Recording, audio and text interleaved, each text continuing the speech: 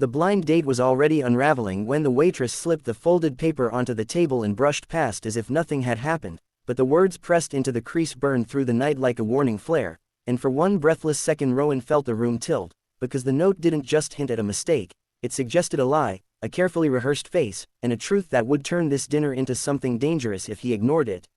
He stared at the paper without opening it, aware of the clink of silverware, the hum of soft music, the way his date's smile seemed fixed a fraction too long, and he wondered how a simple attempt at love had wandered into a shadowed corridor with no clear exit. If you believe in kindness, second chances, and stories that remind us how small choices can change lives, please like this video, share it with someone who needs hope, comment your thoughts, and subscribe to the channel Kind Vibes so we can keep spreading warmth together. Rowan had not expected much from the blind date, only a quiet evening to practice hope again after years of careful solitude. He worked long hours restoring old theaters, bringing back velvet curtains and broken lights, and his hands carried dust that never quite washed away. The date had been arranged by a friend who insisted that Mara was thoughtful and steady, someone who understood loss. At the restaurant, candlelight trembled against brick walls, and Rowan tried to relax into the ritual of menus and polite laughter. Yet there were small things he noticed but dismissed. The way Mara glanced toward the bar whenever her phone vibrated, the way she steered questions away from herself and toward his job, his past, his habits, as if mapping a room she planned to enter later. When the waitress returned, Annika's presence felt different, almost urgent. She set down water, paused, and in that pause Rowan sensed a decision being made. The paper appeared then, a clean rectangle with a weight far heavier than its size. Rowan waited until Annika vanished into the kitchen before opening it, his fingers trembling despite his efforts to stay calm. The note was brief and careful, a warning without spectacle, explaining that the woman across from him was not who she claimed to be and that Rowan should trust his instincts and leave before dessert if he valued his peace. Panic surged, then doubt. Blind dates were awkward by nature, and suspicion could grow from nerves. Rowan looked at Mara again, at her neat hair and soft eyes, and wondered if this was paranoia dressed up as concern. But Annika's eyes had held something else, a sadness sharpened by resolve. Rowan folded the note back and slid it into his pocket, choosing to observe rather than flee. He noticed Mara's questions tighten, her curiosity sharpening into something acquisitive. She spoke of investments and properties in the abstract, of moving fast in life, of not believing in waiting when opportunity knocked. Rowan felt the old ache in his chest, the one that came when he realized he was being studied rather than known. As the meal stretched on, Rowan's phone buzzed with a message from his friend, apologizing for a mix-up and promising to explain later. The timing felt cruel. Rowan excused himself to wash his hands, standing beneath harsh light as he stared at his reflection.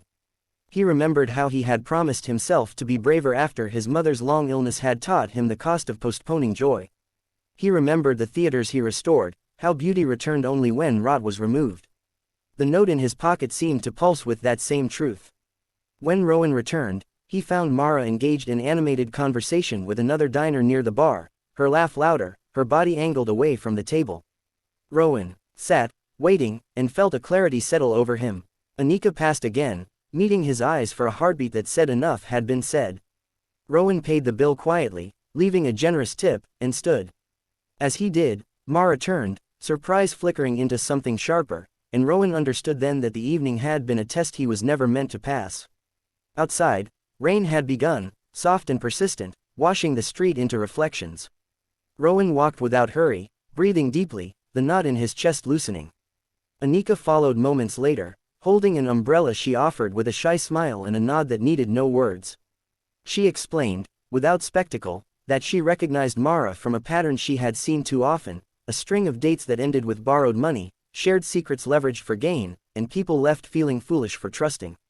Annika had learned to intervene when she could, not as a hero but as someone who refused to stay silent.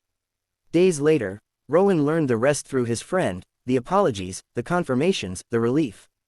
But what lingered was not the near miss, it was the quiet courage of a stranger who chose kindness over convenience. Rowan returned to the restaurant with a bouquet meant for Annika, only to learn she had transferred to a nursing program across town. He left the flowers with a note of thanks, feeling the circle close in a way that felt right. Life did not transform overnight, but it shifted. Rowan began saying yes more often, trusting his instincts, honoring the warnings that arrived softly. He restored a forgotten balcony at the theater and opened it for community nights, believing that shared spaces could heal unseen fractures. On one of those nights, he met someone new, not through a setup or a promise, but through a shared silence broken by laughter that felt unguarded.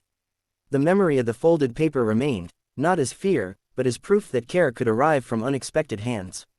If this story touched your heart, please take a moment now to like, share, and subscribe to Kind Vibes, because every small act of support helps these stories reach someone who needs them.